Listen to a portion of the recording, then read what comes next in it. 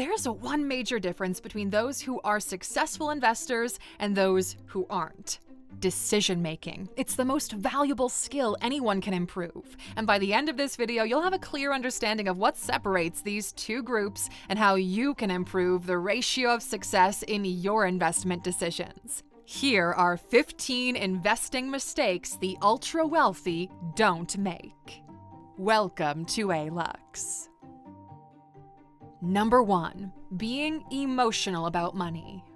Emotions trump reason when emotions aren't kept in check. The ultra-wealthy have a secret advantage over everyone else. It's called deal flow.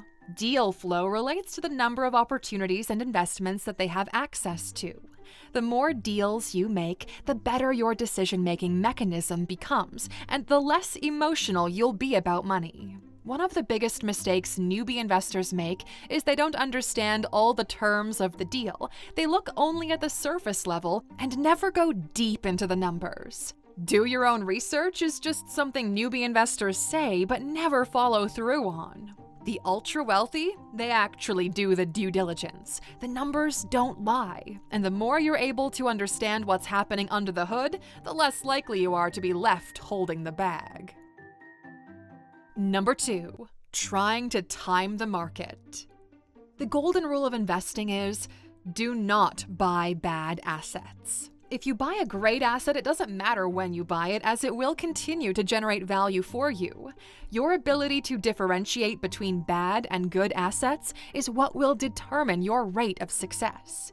Waiting for the right time is most often than not taxing on the person waiting, because there's always demand for great assets, and thus their value will continue going up through time. The ultra-wealthy know that time in the market beats timing the market. You can actually tell how rich someone is based on what time horizons they use when they speak. This is what the S&P 500's performance looks like in the last 12 months. Ups, downs, fluctuations, a lack of predictability, right? But if you start using larger time horizons, that uncertain graph ends up looking more like this. Quality investments go up almost linearly through time when you think in decades instead of months. Number 3. Short-term bets, trades, and short-term thinking. The ultra-wealthy know quick bets are a fool's errand. Here's something a casino owner once taught us on the difference between the rich and everyone else. When the rich come to a casino, they're there for the experience. They're walking in knowing they will spend money for the thrill, like a ride at a theme park. They assume they're not walking out with the money they came in with as a default. When poor people enter a casino, they're there to earn money. Poor people say they go in to double their money, and we all know the odds are stacked against you and the house always wins. But for the ultra-wealthy, it ends up being a positive experience either way because they got the thrill. They got the thing they came in for no matter if they win or lose. While for everyone else, it's only positive if they win. This difference is crucial when investing, because investing dramatically differs from speculation or gambling, mainly through the time horizons of the outcome. The ultra-wealthy actually prefer investments they don't have to touch for years upon years, because they know every time they move funds, there will be commissions and taxes attached to those transactions, eating away at their profits. But on the flip side, every newbie trader out there is day trading their hearts out while the platforms they trade on are slowly chipping away at their funds. Number 4. Being cash poor.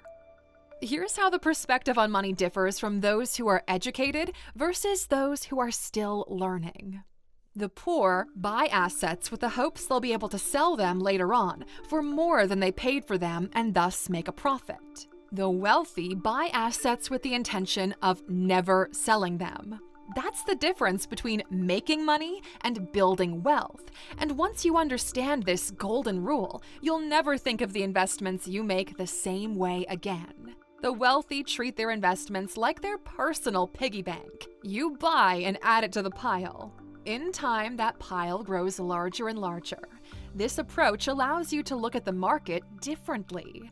If the market price of an investment goes down, the wealthy jump at the opportunity to buy it at a discount. And this is why the ultra-wealthy always have cash on hand waiting to be deployed.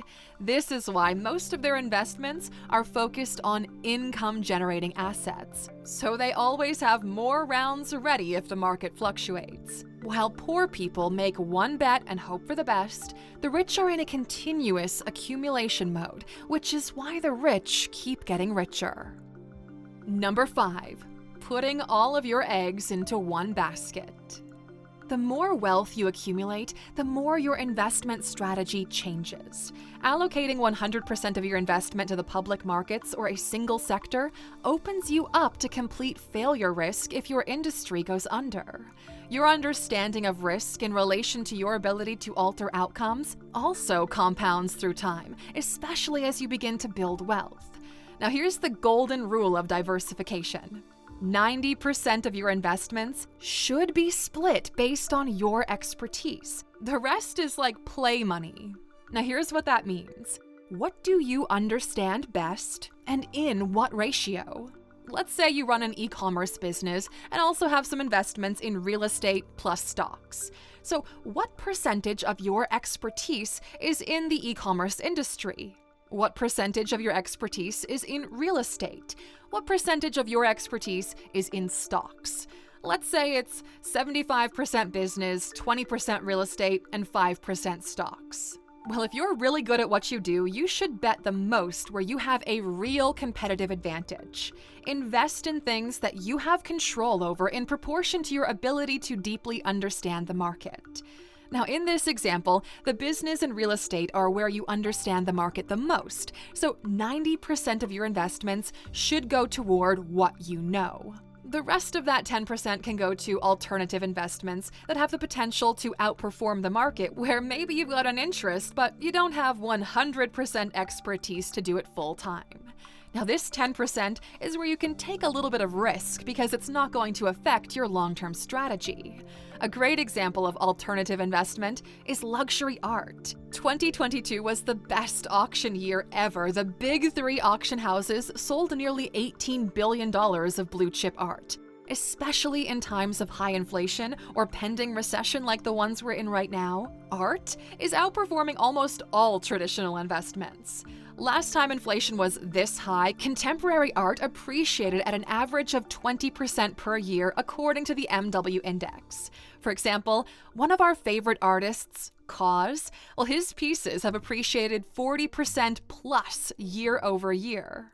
And look, we know what you're thinking. But Alux, look, how can the average person take advantage of these kinds of returns when there's such a high entry price point barrier, meaning only the already rich can afford them? Well, that's where our friends at Masterworks comes into play. They took all of the concepts from stock investments and brought them into the art world. Now you can invest in blue chip art the same way you would invest in stocks. They buy the paintings. Each offering is qualified with the SEC and broken into shares. You buy shares for as low as $20 a share, and once that painting is sold, the profit is distributed amongst the shareholders. All of Masterworks' 13 exits have been profitable to investors, and in all of their exits to date, Masterworks has delivered a positive net return to their investors. This is how, in 2022, they paid out over $25 million in total to their investors, and why paintings sell in minutes. Normally, these kinds of investment platforms are closed off to retail investors, but since you're part of the Alux community, if you go to Alux.com/art right now, you can skip that waiting list. We'll leave the link in the description for you. Masterworks have been a solid supporter of our mission at Alux and were kind enough to sponsor this video. Number 6. Spreading yourself too thin. Your success as an investor will boil down to making a couple of right calls with enough upside to move your life forward. This is why the ultra-wealthy have just a handful of diversified investments which they stick with. In their hunger for different plays, the newbie investor spreads themselves too thin. Let's say you only have $10,000 to invest, so you handpick and buy 100 different stocks and invest $100 in each one. If by chance one of them makes some major moves and doubles in value in a short period of time, your best performing play only made you an extra $100. That's a mere 1% increase in your portfolio where everything went absolutely right. Compare that with having picked just 10 stocks at $1,000 each and one of them going through the same situation of doubling in value. Well, it's the same stock, the same event, but it would bring an extra $1,000 and your portfolio would go up by 10%. The more you know, the less you need to diversify. You need to pick the ones you understand and with which you're comfortable to go the long run with, and then invest most of your funds into a handful of carefully selected picks. Personally, 80% of our stock portfolio is just the S&P 500, and the remaining 20% is just there for quick cash liquidity if we need to change positions. Number 7. Investing in something just because X invested in it. This one's a little bit tricky because the rich have a different friend group than you do. They also have a different level of skin in the game and control over the outcome. The ultra-wealthy invest in other members of their network's businesses because they know how valuable reputation and relationships are. The founder treasures the investor above everything else, and even in negative scenarios, the investor is usually the one getting paid out before the founder, so that the relationship isn't damaged moving forward. If you're gonna play long-term games with long-term people, you need to be able to trust them. Newbie and retail investors try to piggyback on other people's choices, thinking that they'll get a free ride. The difference is, you don't have the same agility of play as they do. A good rule in life is, if you're walking in the footsteps of someone else, know that they already got the reward before you get there. This is why we don't recommend giving out stock investment advice or crypto advice to your friends and family. You might be really into it 24/7, while they are not. Let's say you recommend a stock or a token that does really well and then you exit your position. But because they weren't monitoring the situation as closely, they fail to do the same thing, and due to unforeseen events, the price tanks. Your family and friends are now holding the bag.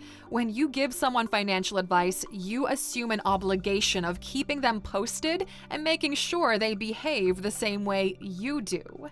When projects fail, you end up resenting the other party and they'll resent you back because for most people, money is emotional, which is why this next point is very important. Number 8, investing in things they don't understand. The ultra-wealthy stick to the beaten path. It's beaten for a reason because it'll get you to where you need to go.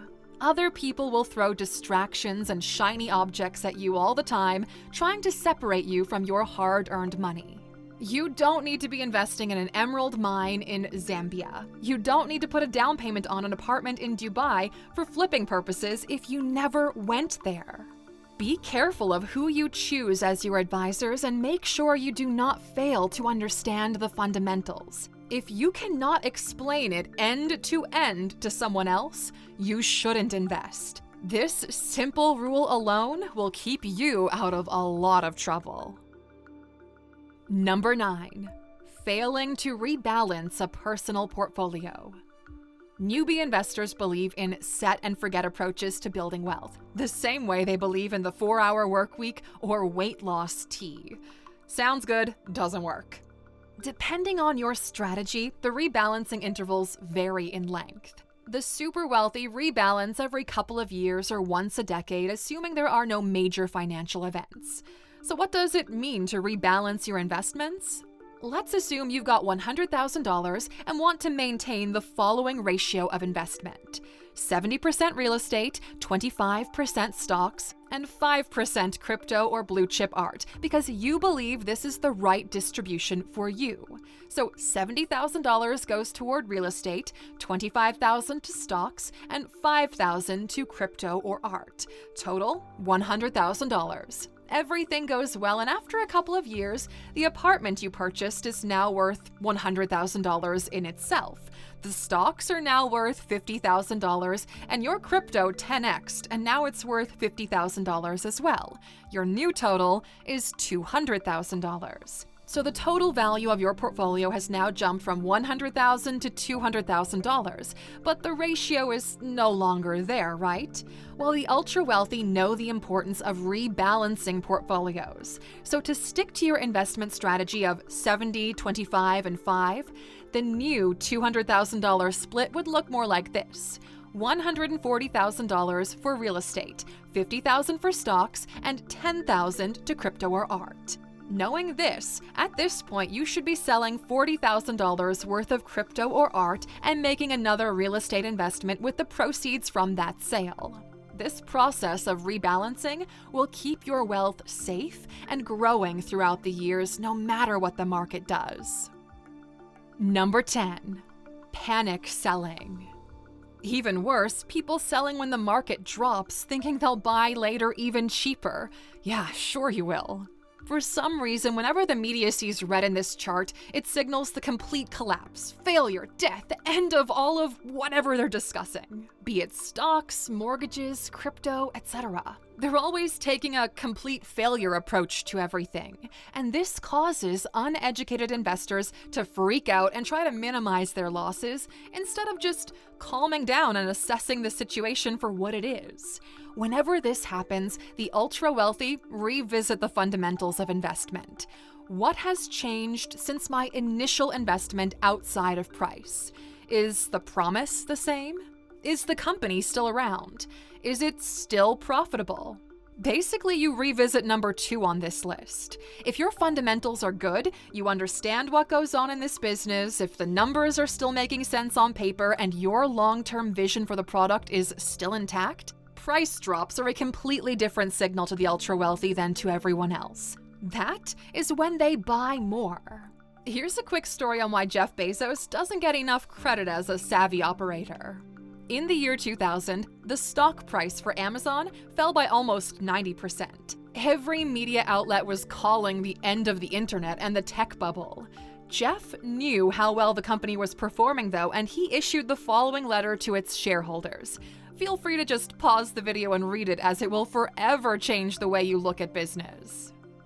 So in the letter, he goes through bullet points on how much better Amazon was doing than the previous year despite the massive drop in stock price. The same year, Amazon bought its own shares back at a massive discount, and they went back to work. Once emotions were no longer a variable, people understood just how valuable Amazon was and just how heavier, in the words of Mr. Bezos, the company was becoming. This particular Amazon story and case study is just one of the examples we use to help the paid subscribers of the Alux app make smarter financial choices, among other things. We couldn't be more proud of how valuable the app has become to our most loyal Aluxers and the kind of transformational impact it's had in their daily lives. If you want to give yourself the best shot at winning the game of life, go to Alux.com/app and join the tens of thousands of people who already use it daily. They're out there making progress while you're still on the sidelines, not knowing where to start. So allow us to help you fix that. Number 11. Investing based on what's on the news, newsletters, or forums. If you're old, you're probably watching Kramer on CNBC or Fox or whatever you think is the one for you. If you're nerdier, you're probably paying for a couple of newsletters that honestly you almost forgot about until we reminded you right now. If you're young, you're probably here from the Wall Street Bets subreddit or some other meme stock Telegram channel. It's all chaos, right? It's all Monday morning quarterbacking. Nobody can make you rich. You have to make yourself rich. You have to be laser focused on something you deeply understand and then assume the risk that you might be wrong. If you aren't, then you get a reward in proportion to the risk you are willing to assume. These platforms are just entertainment. Treat them as such and you'll be okay. Number 12. Not taking out profits. Here's another staple of the investing world. Nobody ever went broke taking profits. The same way you should dollar cost average in on the way up, the same way you should sell on the way up. This ensures you'll have some healthy profits set aside no matter what. The smartest people in crypto that we know had a simple strategy. They went in massively early on, things started to go up like crazy, and that's when they pulled out their initial investment, plus some solid profits, and the rest left untouched. This is what the rich call a free roll. Once you take out what you put in and maybe a little bit on top to make the journey even more pleasant, it doesn't really matter what happens with what you left in. The price might skyrocket and then you keep on taking profits from it, or it might go to zero and you're still unaffected because you already cashed in. The reason newbie investors don't do this is because of greed, and because some are actually degenerate gamblers pretending to be investors. The problem with betting everything on red every single time is that in order for you to win, you have to be right 100% of the time. It only takes one unforeseen event, and you'll lose everything. Number 13, constantly checking your investments. Here's a big one. If your investments are keeping you up at night, you are over-invested. It's as simple as that. Sure, there's a frequency of keeping tabs on everything that you've invested in to make sure there are no big changes you should account for. But if you're waking up in the middle of the night to refresh your portfolio, you're doing it wrong, my friend. The continuous need to check, double-check, triple-check is just time wasted and anxiety-inducing, especially when there's nothing that you can do to alter the outcome. Number 14, going YOLO. A basic understanding of math prevents high net worth individuals from betting the house on any speculative investment. This is the concept of low probability, high perceived reward. It almost always backfires in the medium term and always backfires on larger time horizons. Newbie investors usually make the mistake of going for the highest yield option. Usually a few steps lower than that are the options with high enough yield to make the investment worth it, but with exponentially lower risk. Number 15, thinking this time is different. Look, numbers don't lie and people don't change, and it pretty much applies to all aspects of life. Once you get burnt, don't put your hand back in the fire. Sometimes taking the L and walking away is a lot more productive than trying to recoup the loss by throwing more money in the fire. Because usually the outcome is just a larger fire. Looking at everything on this list, what mistakes have you made in your investing career, and what did you learn from them? Share with us and the community in the comments. And as for those of you still around, of course, there's a bonus waiting. Money takes over your life. Building wealth or anything of value in general will require a tremendous amount of effort, dedication, sleepless nights, and you can never really shut it out of your mind. As long as you're in it, it will perpetually haunt you. But you don't have to let it take over you. Do not let it take your health away from you. Do not let it keep you away from your family or from what you love about life. Sooner than you think, a lot of time will have passed. Your children will be grown. Your head will be covered in gray and white hair. You will look at yourself in the mirror and ask yourself if it was worth it. Get your money, build your wealth, leave a legacy, but make sure the cost isn't higher than the reward. You don't realize just how important balance is in one's life.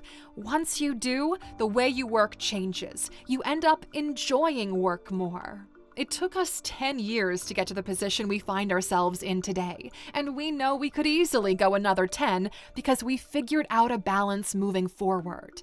The moment you realize work, in some shape or form, will be a part of your life, you at least get to choose what kind of work you want to do.